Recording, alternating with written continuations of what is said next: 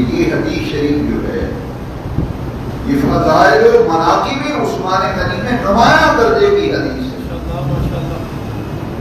جامع ترمذی میں روایت ہے اشترا عثمان الجنہ من النبی صلی اللہ علیہ وسلم فرتین حیث حفر بئر روما وحیث جعل الجیش. جامع ترمذی میں حدیث ہے کہ حضرت عثمان غنی نے نبی پاک سے 2 مرتبہ جنت خریدی. کتنی مرتبہ؟ 2 مرتبہ جنت خریدی. کیسے خریدی وہ ذرا غور سے سنو. پھر آپ کو علماً سمجھ میں آئے گی کہ ان کے نام کے ساتھ جو غنی کا لفظ لکھا ہوا ہے. مدینہ شریف کا ایک کنواں تھا جس کا پانی میٹھا تھا، شیریں، بڑا لذیذ پانی تھا، ذائقہ اس کا بہت خوشگوار تھا. ایک ہی کنواں اور اس کی ملکیت جو ہے وہ یہودی کے پاس تھی. اس کا مالک یہودی تھا. پانی فروخت کرتا تھا، بیچتا تھا.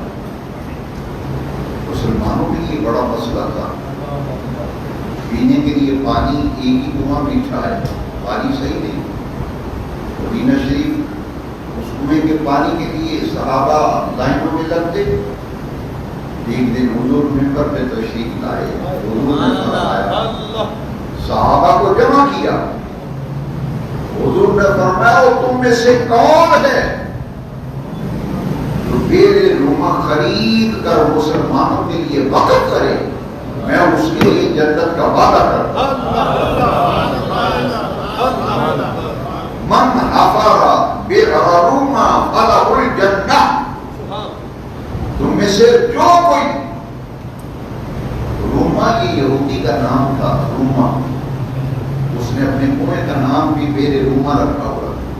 تم جاؤ روما یہودی سے کنواں خرید کر وقف کرو، اس سے جنت لے لو.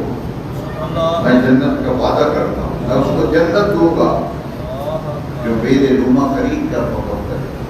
حضرت عثمان غنی رضی اللہ تعالیٰ عنہ وہ پورا کنواں جو ہے وہ خریدا اور پورا کنواں خرید کر مسلمانوں کے لیے وقف کر دیا. کوئی پائی پیسہ نہیں، اپنے بیگانے جس کا دل چاہے پانی پیے. یہ وقف ہے. آج بھی مدینہ منورہ جو زیارات پہ لوگ نکلتے ہیں تو زیارت کرانے والے اس کنویں کی زیارت کراتے ہیں جو حضرت عثمان غنی نے خرید کر بئر روما مسلمانوں کے لیے وقف کیا. 2 مرتبہ جنت خریدی. ایک حیث حفر بئر روما، جب روما کنواں خرید کر وقف کیا.